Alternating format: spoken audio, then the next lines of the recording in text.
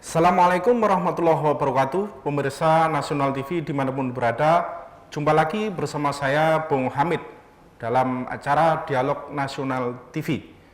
Pemirsa, dalam dialog kali ini kita akan mencoba mengangkat tema tentang kebijakan publik kaitannya dengan kiat pemerintah Kabupaten Banyuwangi dalam menciptakan kebijakan perizinan yang simpel, cepat, dan terpadu.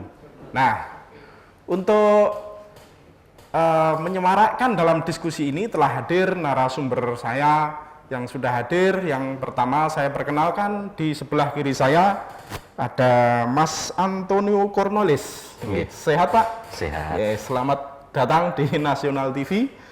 Beliau dari Dinas Penanaman Modal dan Pelayanan Terpadu Satu Pintu sebagai kasih sistem pengolahan data. Dan yang sebelah kiri Mas Antonio ini dari praktisi hukum, Bapak Suparmin, Sarjana Hukum. Selamat datang, sehat Pak Suparmin? Sehat. Alhamdulillah. Dan di sebelah ujung paling kiri saya, Bapak Haji Yusuf Hidayat sebagai pemerhati kebijakan publik.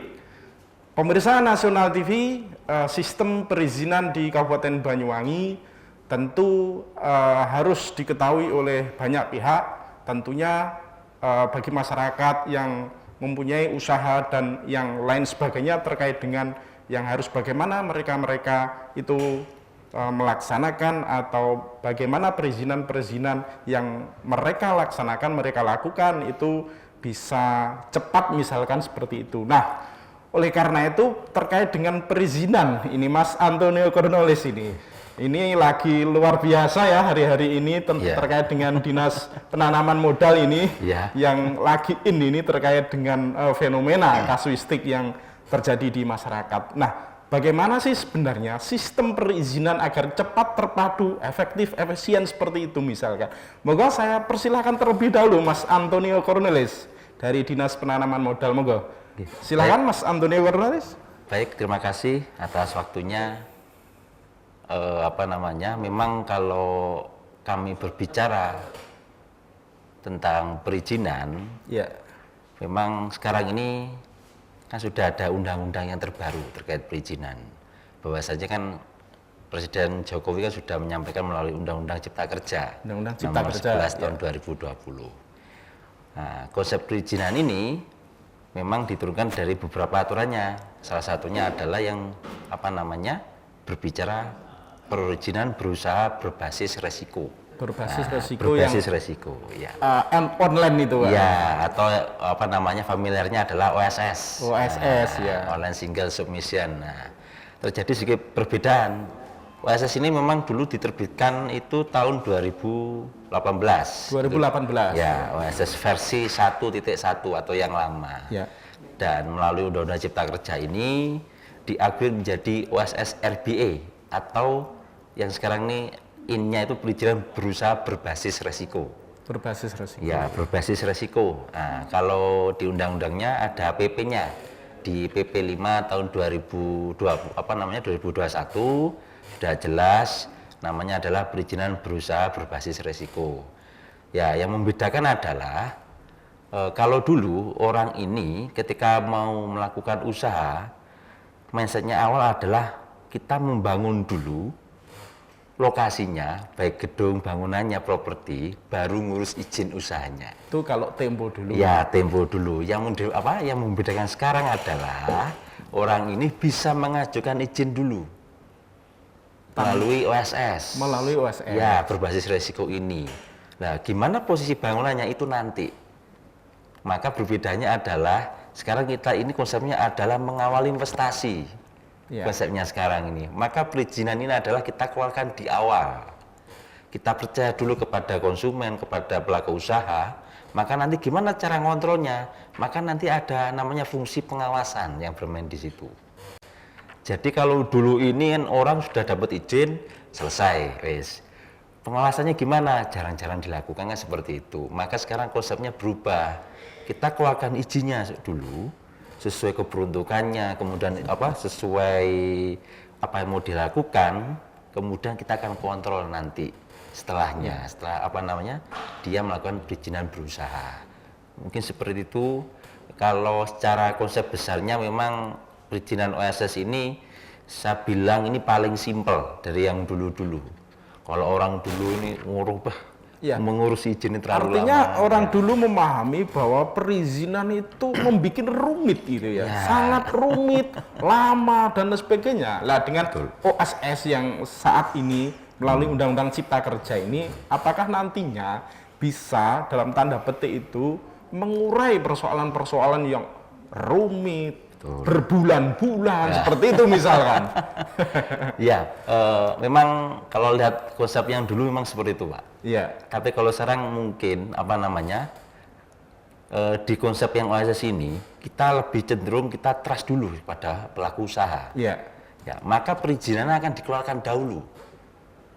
Nah, ketika orang sudah dikeluarkan dulu, nanti di sistem itu pelaku usaha akan menyatakan namanya pernyataan mandiri. Pernyataan mandiri secara self declare, dia menyatakan bahwasanya saya sanggup memenuhi segala ketentuannya di situ. Maka kita trust dulu ke mereka, kemudian nantinya kita akan kontrol melalui pengawasan.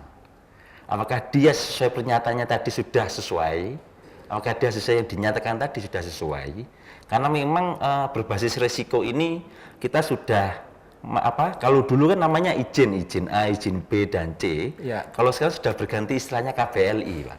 KBLI. Iya, KBLI itu Baku Lapangan Indonesia, Pak, yang dikeluarkan oleh BPS. Ya. Jadi di situ namanya izin usaha itu nanti sudah ada KBL-nya tersendiri. Juga ada resikonya sendiri. Ada resiko rendah, kemudian ada resiko menengah rendah, kemudian ada resiko menengah tinggi, kemudian yang paling tinggi, dan itu kewenangannya sudah terbagi. Dan di setiap KBL itu sudah tertanam. Maka kita tidak bisa lagi konsep yang dulu-dulu.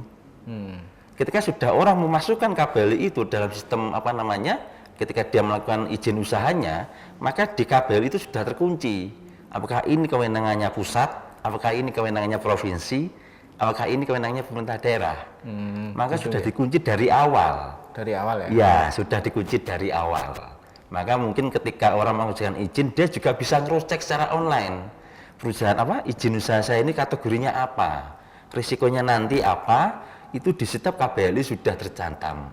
Jadi kalau saya bilang konsep OSS ini lebih mudah dipahami orang karena apa yang mereka angan-angan itu sudah ada tertuang di sistem ini. Itu sudah sejak lahirnya Undang-Undang Cipta Kerja itu termasuk di Kabupaten Banyuwangi sudah diterapkan sistem OSS itu. Ya. Nah, pertanyaannya bagaimana dengan apakah itu juga bisa meng-cover dengan mereka pelaku usaha yang sebelum ada Undang-Undang Cipta Kerja terkait dengan OSS tadi, Mas Antoni? Bisa. Gitu. Bisa di-upgrade, nanti ada pergantian akses. Gitu. Nah, itu apakah selama ini upgrading itu apakah juga sudah dilakukan oleh masyarakat misalkan? Ya, kalau data yang kemarin sebelum saya di OSS itu memang kita perlu sosialisasi lebih lanjut ke masyarakat. Ya. Maka itu harapan kami ke masyarakat, konsep izin itu tidak hanya orang itu datang ke mall, bisa dilakukan secara mandiri bahkan. Secara mandiri tadi. Ya, secara mandiri dari rumah, bisa diakses di internet. Jadi bisa OSS itu kita bilang, harapannya ke masyarakat itu bisa melakukan secara mandiri pendaftaran izin usahanya. Kalau terkait gimana yang sudah punya yang lama-lama, apakah bisa nanti dirubah ke yang baru? Bisa. Bisa, karena itu sudah ada panduannya di situ. Ketika dia memasukkan nanti yang lama ke yang baru, pasti akan ada informasi di situ. Bahwasanya Anda harus segera merubah akses Anda ke versi yang RBA. Jadi di situ nanti titik perbedaannya. Baik, terima kasih Mas Antonio sebagai pembuka tadi ya. Baik, pemirsa, artinya dalam diskusi ini tentu akan lebih gayeng lagi, lebih tajam tentunya. Dan untuk lebih freshnya mungkin saya persilakan ini pada Pak Suparmin, Sarjana Hukum selaku praktisi hukum terkait dengan kebijakan publik kaitannya dengan perizinan tentu Pak Suparmin ya. Ini menurut panjenengan bagaimana sih kok sampai saat ini mungkin ada pihak-pihak yang hari ini tentunya terkait dengan perizinan ini bisa dikatakan dalam tanda kutip kurang adanya transparansi misalkan, atau ketidakadilan antara yang sudah izin dan berizin misalkan. Ini menurut panjenengan gimana ini? Biar masyarakat secara luas tentunya, ini kan di Tapal Kuda pemirsa NTV ini. Monggo Pak Suparmi. Terima kasih kepada NTP. Mudah-mudahan NTP menjadi self control untuk pemerintah daerah Kabupaten Banyuwangi khususnya, Tapal Kuda pada umumnya, dan Indonesia secara umum. Menanggapi apa yang disampaikan oleh Mas Antonius, ini merupakan salah satu bentuk pelayanan pemerintah daerah Kabupaten Banyuwangi yang menuju ke era digitalisasi. Digital ya. Saya sepakat itu. Tetapi berdasarkan Undang-Undang Nomor 5 Tahun 2021 tentang Cipta Kerja, kemudian dengan undang-undang kita komparasikan dengan Undang-Undang 29, dari sana kita akan menilai bahwasanya di dalam undang-undang tentang pelayanan publik, mohon maaf ini Undang-Undang 25 tahun 2009, kemudian di PP-nya ada PP 96 tahun 2012, dan di Banyuwangi belum ada satu perubahan perda lagi, yaitu Perda nomor 3 tahun 2006 yang kemudian diimplementasikan pada Perbuk nomor 29 tahun 2012. Artinya begitu banyak integrasi regulasi Pak Pandona yang harus itu disinkronkan terkait dengan perizinan. Baik pemirsa Nasional TV dimanapun berada, diskusi pada kali ini akan kita pertajam setelah yang satu ini.